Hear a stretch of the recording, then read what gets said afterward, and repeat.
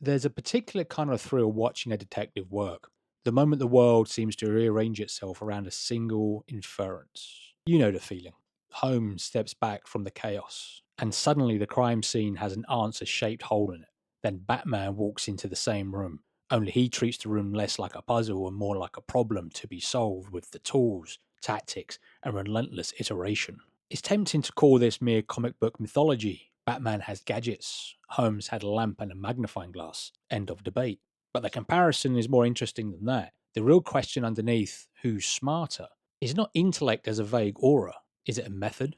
How a mind turns information into conclusions, and how quickly it can correct itself when its first theory fails. In that sense, the argument that Batman is smarter than Sherlock is not about Batman having more plot armor. It's about Batman operating on a more complete investigative system, one that repeatedly earns better conclusions through three recurring advantages: resources, field testing, and modern evidence processing.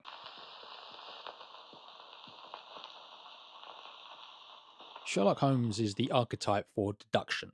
Observe, infer, and stitch meaning into the overlooked. Batman is something slightly different. He still deduces, certainly, but he also builds the conditions for deduction to work. Holmes arrives at the truth with astonishing speed, but his world is constrained: time, technology, and the practicalities of verification. Batman, by contrast, is an operator who can run verification. He can test his hypothesis against reality using action, surveillance, specialized equipment, and specialists. In short, Batman's intelligence is framed as more self correcting, it has a feedback loop. This is what makes the three ways framing persuasive. Not that Batman is a genius and Holmes is not, rather that Batman's mind is embedded in an engine designed to keep improving the quality of what it knows. Start with the bluntest difference: access. Holmes, for all his brilliance, depends on what he can gather by observation, interviews, and his personal library of knowledge. He may be able to recognize the meaning of cigarette ash and soil samples, but the supply of clues remains largely in the hands of the circumstances of the case, and sometimes in the hands of chance. Batman operates with a different premise. He's not only a detective, he's a private intelligence system. His deductive work begins long before he enters the crime scene. He continues after he leaves it. He has networks and infrastructure, people and databases, surveillance capabilities, technological capabilities that convert scattered signals into something closer to a structured stream. This matters philosophically because it changes the shape of reasoning. Deduction can be brilliant, but it becomes fragile when the evidence is sparse, ambiguous, or delayed. With richer inputs, Batman can afford to test more than one theory, triangulate between sources, and catch inconsistencies earlier. In other words, if Holmes is a scalpel, Batman is a scalpel inside a workshop. Now, consider what happens between hypothesis and conclusion. Holmes is famous for the leap, the mind that sees the pattern and declares the answer. But a leap is only as reliable as its path from observation to certainty. Sometimes the leap is correct. Sometimes the case throws a new constraint at him. The brilliance still shines, but it can feel like Holmes must wait for the world to provide the next piece. Batman's style, by contrast, is often portrayed as a hands-on verification. He can do more than interpret clues, he can generate new information, he can place himself where the truth has to surface. He can pressure suspects, cut off the escape routes, he can interrogate, tail, infiltrate, and observe reactions in real time. This is not merely action for spectacle, it is methodological. If deduction is a way of reasoning for evidence, then fieldwork is a way of producing evidence, or at least producing stronger versions of it. Batman's analysis is therefore entangled with testing. He does not only ask, what does this mean, but also, what would it look like if I'm wrong? That is why Batman's intelligence often feels less like a performance and more like an experiment.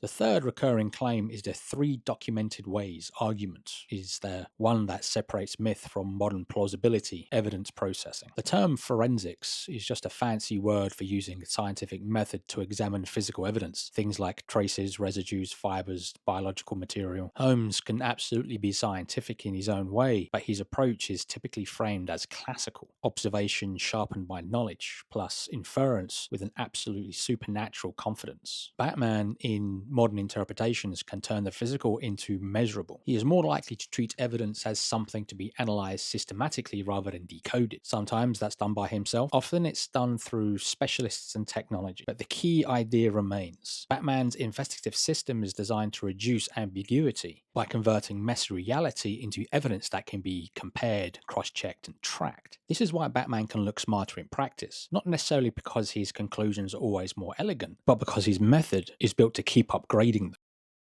None of this is an insult to Holmes. If anything, the comparison works because Holmes is the original story for deductive intelligence. He represents the mind that can beat confusion by turning observation into logic. He is the prototype to a certain kind of rational confidence, the belief that the world, properly examined, will yield its secrets. Batman then can be read as the evolution of that prototype under modern conditions. In a world of surveillance cameras, forensic laboratories, data systems, and specialized expertise, detective work becomes less about one lone mind and more about an ecosystem, an organized attempt to control information quality. Holmes is a master of reading the page. Batman is a master of rewriting the conditions under which the page can be read. Now let's see if you can read the page. If you scroll down a little, you'll see 3 ways to communicate with me. Like lets me know that you like what you're seeing. Comment lets you interact with me and ask questions, usually the best way to get to the truth. And subscribe lets me know that you want to see more. It's also a subtle way to support the channel. So, is Batman smarter than Sherlock? If smarter means who delivers the finest single insights, Holmes has a strong case for himself. He remains the spellcaster of deduction. But if smarter means who builds an approach that repeatedly converges on truth, who creates a reliable path from clue to verification, then Batman's advantages become clearer. Across the 3 ways, resources that improve input, field testing that strengthens feedback, and evidence processing that upgrades conclusions, the argument points to a single philosophy. Intelligence is not just what you know, it's how your method ensures you keep knowing the right thing. And that brings us back neatly to the opening thrill. Holmes makes the case feel more fate. Batman makes it feel like engineering. One is a revelation, the other is a system. If you want truth that survives the next contradiction, you might find yourself rooting for the man who designs his mind in a way that other people design a machine. So it doesn't just merely guess correctly, it keeps getting better at getting it right.